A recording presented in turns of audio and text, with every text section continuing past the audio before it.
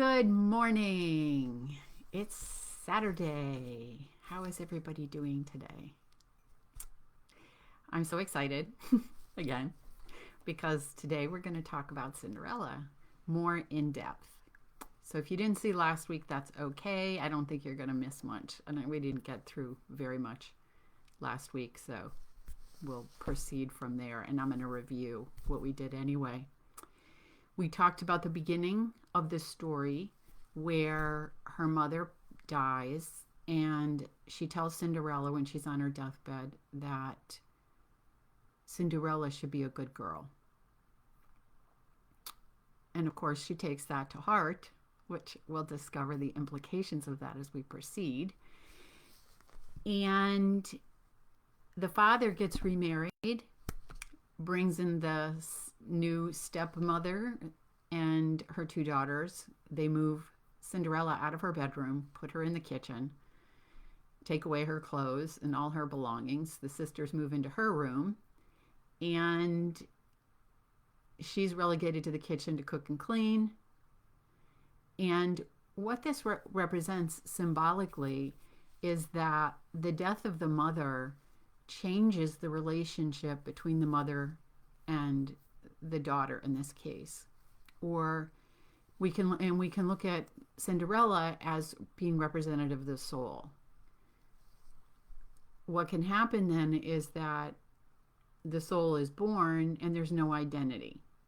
And it's conditioned to take on this identity that it's taught. And we could say that when that happens, the dynamic changes. It's as though the good girl who was in the bedroom and got what she wanted was replaced with the stepsisters, who were the negative aspects that get split off because she's told she needs to be good. So then anything that's considered not good needs to shift to the other side, gets projected, goes into the unconscious, and creates this inner conflict. So the stepmother is and the sisters are judgmental. And what happens is they project that their own sense of inferiority onto Cinderella. The stepmother is probably the origin for this. And she had the experience most likely in life where she wasn't valued. She didn't feel like she mattered. She felt inferior. And so what she did was she projected it onto her daughters, most likely. And then when Cinderella came along, they all three then projected onto Cinderella. So what happens is whatever gets projected, right, that becomes the identity. And that becomes the story that we think is who we are. And so the journey is the whole process of dismantling that story in order to discover what's true. What's true, what's not true. You'll see that also as the story progresses.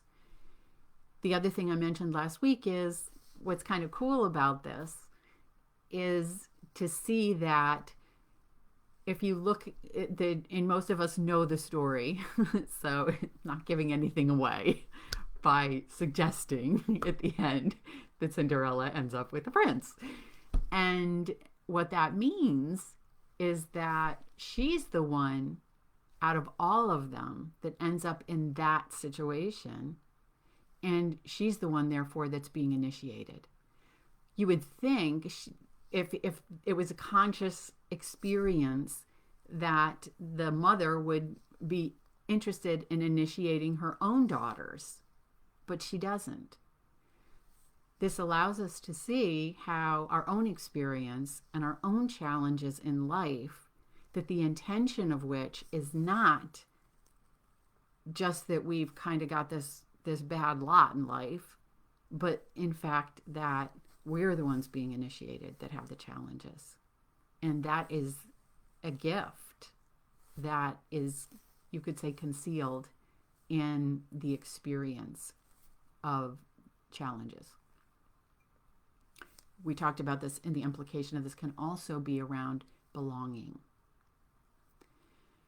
So getting this recommendation, the suggestion the idea from her mother that she needs to be a good girl, can be really confusing, because she will then endlessly try to be good in order to win love and approval from the mother and have the mother come back, the good mother come back. In a way, what this represents is that, which it's really interesting too, because if you look at the fairy tales in general, how often is the good mother there in playing a role of initiator? It's never. It's always a stepmother. It's not ever that I have seen the original mother. It's a surrogate. It's so the person who plays that role typically is split off from the idea of the original mother, because that's in the stories always, almost always. I can't say always because I don't know every story. Many of them, especially many of the popular ones, the mother is missing. So this be good, she tries to win the love and approval and to get the mother to come back, and because it never happens, it creates this cycle of victim consciousness. And in this situation, the sisters are mean and they get everything, and she is good and she doesn't get what she wants. She doesn't get anything. So this is one of the things that's going to have to be resolved through the experiences in the story. So if you have a challenging childhood, then what happens subsequently is life will give experiences in order to resolve the victim consciousness that one is either born into or that is created from situations and experiences in childhood. So looking at the father, which again is just very, very common in fairy tales. We talked about Beauty and the Beast, her father, Psyche and Amor, her father, that they're weak. That's just the bottom line. They're weak. They don't stand up for her, the heroine. They don't protect her. We saw this in Rapunzel as well. And that creates a unsafe environment. In the sense of kind of being on your own. Like, there's no one here to protect me. So this is often how the negative mother is created. Because the father, let's say, because we've talked about all characters as aspects of the person, and then you can see them as external and internal. So as aspects of her, she has a weak masculine. The father was not there to protect, so she creates, what gets created in consciousness is this kind of negative feminine character that we talk about, who is, angry, has walls, boundaries, and that part of the self is the protection. It is what scans the environment, what needs to be rejected, what's wrong with me, what needs to change in order to protect and keep from taking further attacks from the sisters or the stepmother in this case. So this role in consciousness is somewhat helpful as a child because it's a protective mechanism that, like, okay, you know what? Mom's coming home. She expects this to be done. You better be doing it or she's going to be mad and you're going to get in trouble, right? So that part would be on the lookout, scoping out the situation, projecting that sense of inferiority in order to feel better about herself.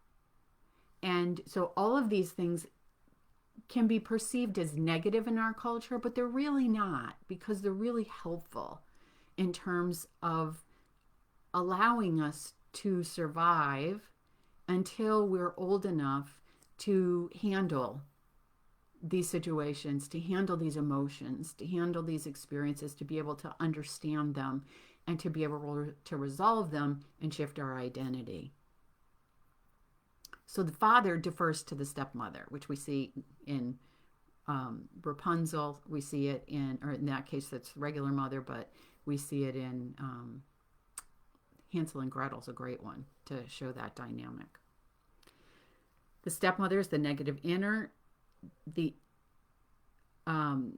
She served as a protective role to keep her safe and to not upset the mother. So with this character online, nothing is ever good enough, right? We saw that also in Rapunzel, that nothing is ever good enough. She's very critical. She's very negative. But again, scanning the environment, see what could be potential hot spots for trouble, and then, trying to figure out how to navigate through it in order to not get rejected or disapproval. She's an inner and outer judge that judges everything: good, bad, right, wrong, inferior, superior, and that needs to come to consciousness. And Cinderella feels helpless to change this dynamic, and this not enough consciousness can pervade all aspects of life, not just this relational experience, not just as self, but then as self gets projected onto the environment, and everything around ends up in this not enough category. This is huge in our society. This is just pervasive because we're in a consumer society, right? That's we've been taught is based on the economic system is based on consuming. That then also needs to be resolved. Not enough. Finding that inside. She'll need to discover her worth and see that her worth is not based on what she was told as a child, not based on what others projected onto her, but to have to find that inside of herself. She's going to have to challenge the beliefs that she's not enough. Again, separating out what others are projecting versus what's her inner dialogue, and which one is actually, where's it coming from? Understand there's nothing wrong with her. Stop trying to fix everything, herself included. There's nothing wrong with her. She deserves love exactly as she is. She deserves to be accepted. She deserves to be appreciated. And what we've been conditioned to believe is that the outer is shaping the inner, but the transformation and the shift in consciousness that's now happening is understanding that our inner is shaping the outer. This is a big, shift. This is probably one of the biggest shifts I've had to make, is not looking to the outside and understanding what's happening around us as the wake of the boat. Thank God for dreams, because as you're shifting consciousness, and before it actually shifts in the world around you, at least you might begin to see the changes in dreams. You will begin to see the changes in dreams. So that's some evidence and some encouragement as you're going along. Cinderella will have to see the good that's in herself. And that, if she does that, is going to help her to begin to focus on not what's wrong in the environment, but what's good. And again, since the inner is shaping the outer, as she does that, that's going to change the dynamics, and it's going to change what she experiences and what she sees. She's going to ultimately also have to accept her stepsisters and her stepmother as her parts of her consciousness that have been broken off and have been split off. When we look at these fairy tales, we're often like, oh, she's the good girl and they're the bad ones. Get rid of the bad ones and here's the good. Yeah, it's not like that. It's having to integrate all the energies, the passive father, the stepmother, and the stepsisters have to all be integrated in order to transform her own consciousness. Good morning. The stepsisters have white faces and black hearts.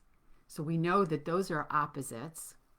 And what's interesting is they see what you see on the outside is what appears one way, like this kind of purity, but what is inside is actually a closed heart. So if you grew up with this negative mother, which is a stepmother is, then what happens is oftentimes in childhood that heart would close in order, again, for protection and to feel safe. They then represent that kind of split off part that does have that closed heart, which is going to have to be taken back from being a projection. And they're doubled, which, as I've mentioned before in Jungian psychology, represents something that's significant to individuation. So the integration of these two, which almost always they're doubled in the fairy tales and some of the myths, the stepsisters, or the sisters, and the ones that are carrying the rejected aspects of the self are the ones who are critical to individuation, because it contains a certain amount of power, and sometimes those projections are challenging to pull back. A critical family is what can make that heart close too. That there's this feeling of not enough and this feeling of always being judged, and so it just doesn't feel safe. And that kind of critical nature will need to be also acknowledged and resolved in Cinderella as well, since we said, like with the sisters, it's a cut off part of herself. So she takes on the servant archetype in this story, the heroine does. And that servant then is primary role is taking care of others, taking care of these. So you could say in two ways of perceiving this. One is taking care of others outside, which can happen in life, being a caretaker. But what can also happen is that these aspects of the self take precedence. So this one part of her would like be in the back seat of the car, and these other parts of her would be in the front seat of the car running the show. They would be the ego parts of the self, the ones associated with ego. In servant consciousness, she's excluded, and she can't have what she wants. She's serving them tea, and they're having afternoon tea, and she's in the kitchen, and she's having to clean up and do other things. She can't have what she wants and needs. She can't relax and enjoy herself. This can be, again, internal. So the subtle thing is when it's external. It's so easy when it's external to think, oh, that's the reason I can't. It's because of that or that or that. But then lots of times when those external things that we believe are hampering our ability to do what we want to do or be able to relax, when they're removed, you find you still can't. That there's still no relaxing happening. This was something I noticed in myself, a sense of busyness. I was always like up and moving and doing things. And silly things. Sit down on the sofa. Oh, that pillow over there is crooked. Get up and go fix it. Sit down. Oh, that needs to be shifted. And I realized one day, and I was like, oh my gosh, this is crazy. Like I can't even relax because there was always this kind of checking for what needed to be straightened or what needed to be done. And was a conscious change in order to be able to say, like, okay, it was nothing outside. It was inside. This conditioned response to having things be a certain way. So she's not free to do what she wants and get what she wants, believes she has to take care of others in order to have her needs met, that others' needs matter more than hers. And this is also very subtle because it can feel like there's no choice. It can feel like, oh, I have to do this in order to get my needs met. But it's really shifting that belief and understanding that we don't have to do that our needs do matter, and that this idea is in duality. So it's this idea that they can have what they want, but I can't. And there can only be one winner. There can't be two winners here. That's changing as humanity's consciousness is evolving from win-lose to win-win. So there is a way for everybody's needs to get met. And that is a change in consciousness that needs to happen in order to see that. So Cinderella can be the one who's ignoring her own needs and believing she can't have what she wants. And if that's what her belief system is, then she's not going to see that she does get what she wants, or she may be getting what she needs, or she's the one not ignoring herself. She may think other people are. It's them that's ignoring. No, but it's an internal thing. So to resolve serving consciousness, she needs to, one thing is connect to an inner sense of freedom. We've been conditioned to believe that freedom depends on the externals. It depends on being the warrior. It depends on fighting the war, fighting against that which is perceived as hampering the freedom. But in fact, freedom is just a state of consciousness and has to be claimed inside in order to be experienced right where we are with the conditions that we're in. She's going to have to see and believe her needs are met. And the more that you look at this, the more that you focus on this, the more you're going to see it and the more that you're going to understand it. She'll have to find a sense of safety within herself and understand there's something inside of her that's never affected by what's projected onto her.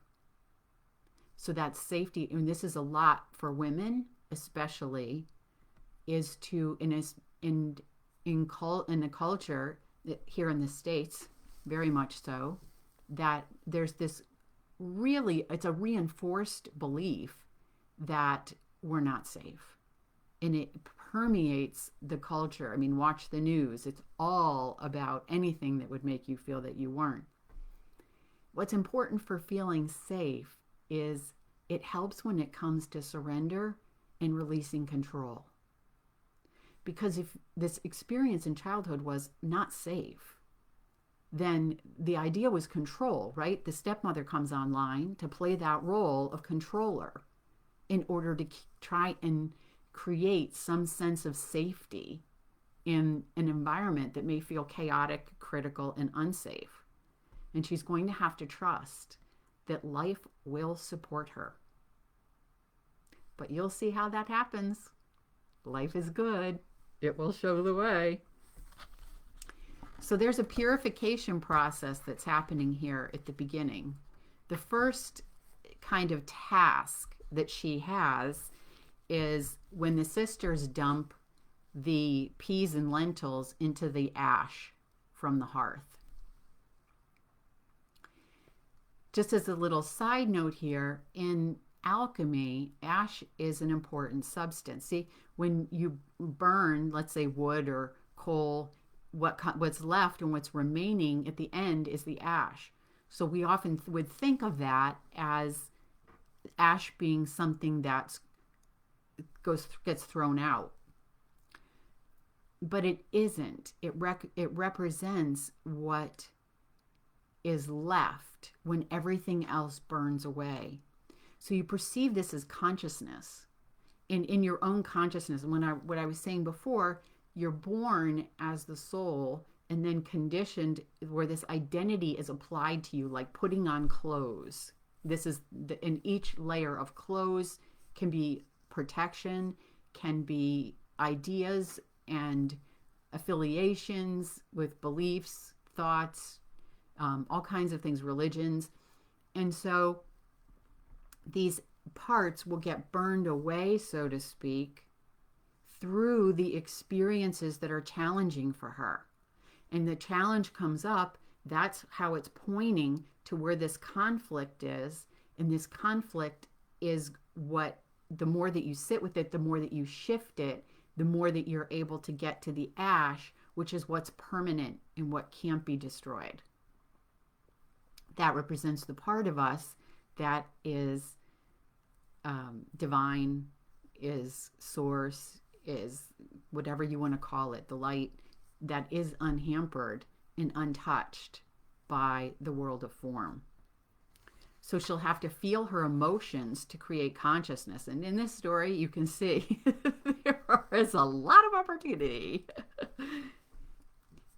What she'll be separating when she's picking the peas and lentils out of the ash represents the separation that's happening in consciousness between what's permanent and what's impermanent. What belongs to the sisters, what belongs to the stepmother, what belongs to the father, what's Cinderella's.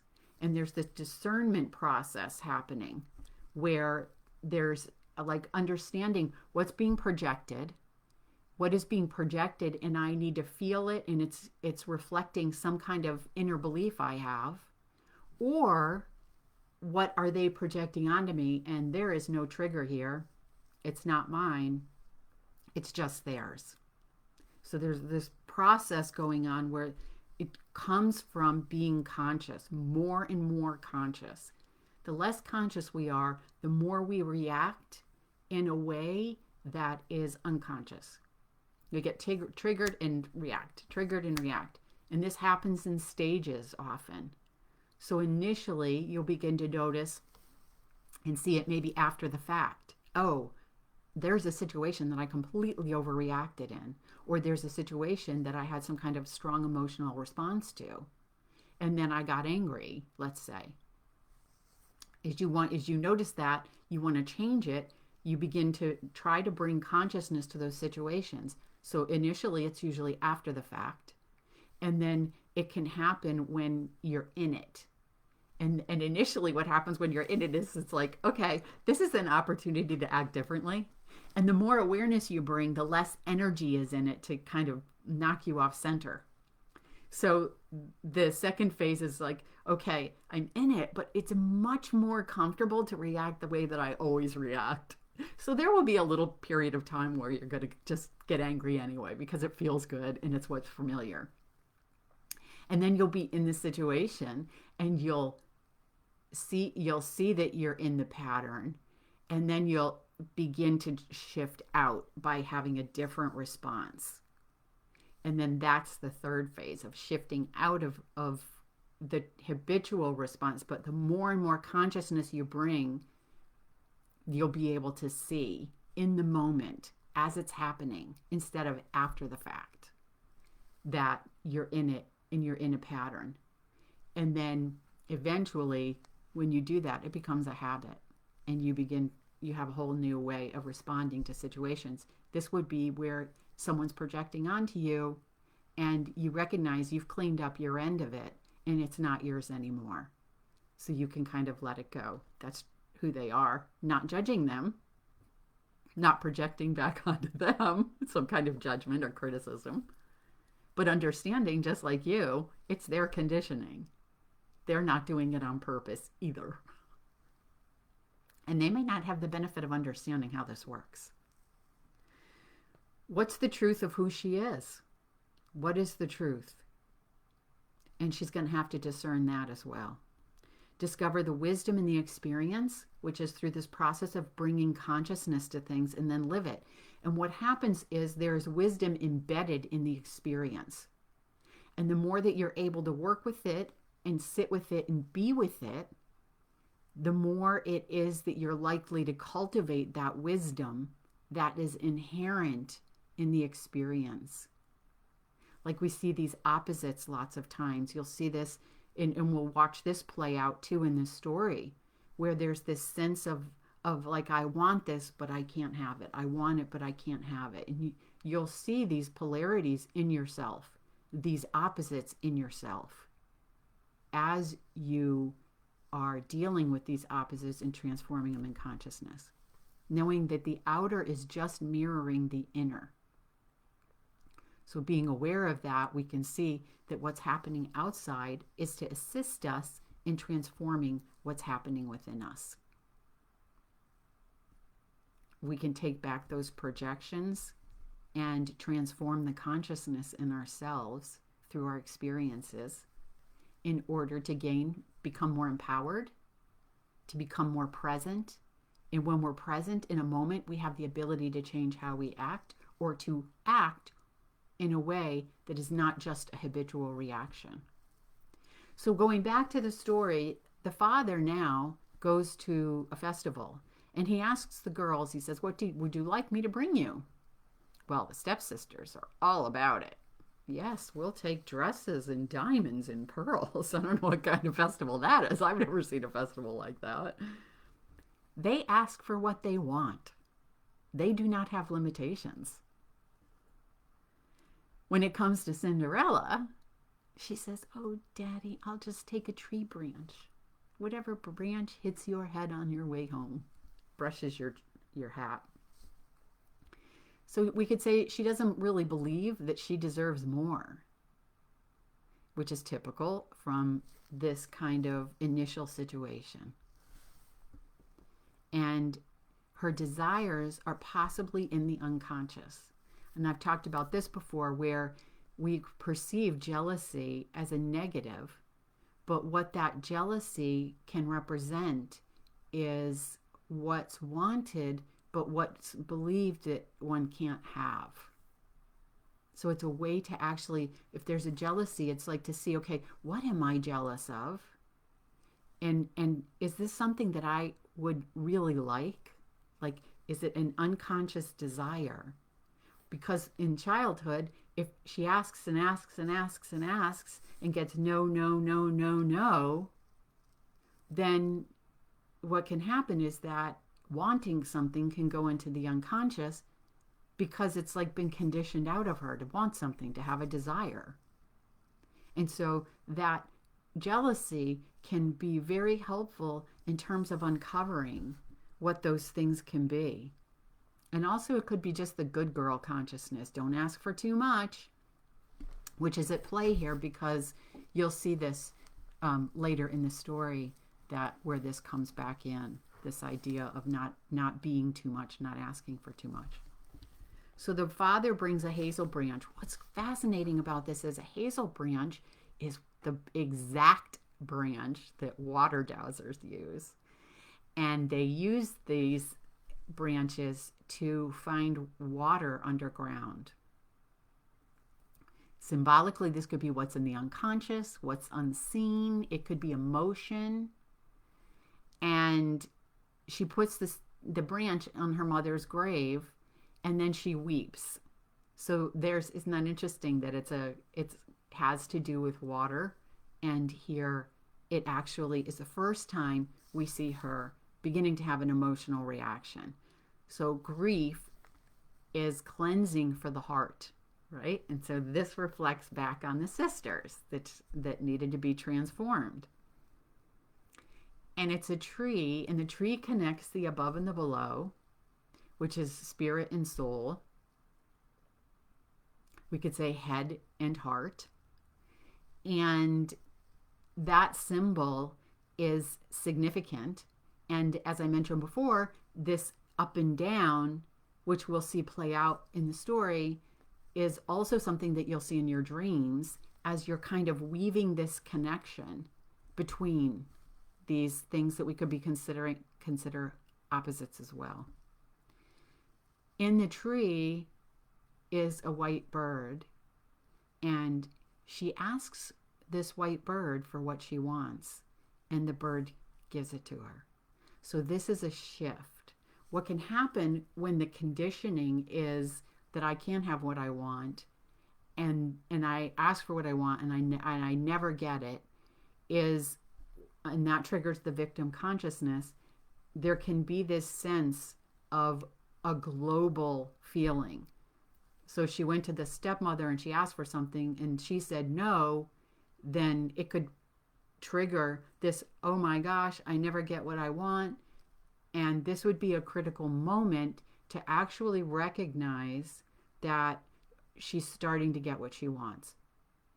But what's significant about this is, like I said, weaving this connection between the above and the below, between the unseen and the seen, spirit and soul, is that she's asking not from this stepmother. She's beginning to build this relationship with something that comes from the unseen, that's something that is not in physical form.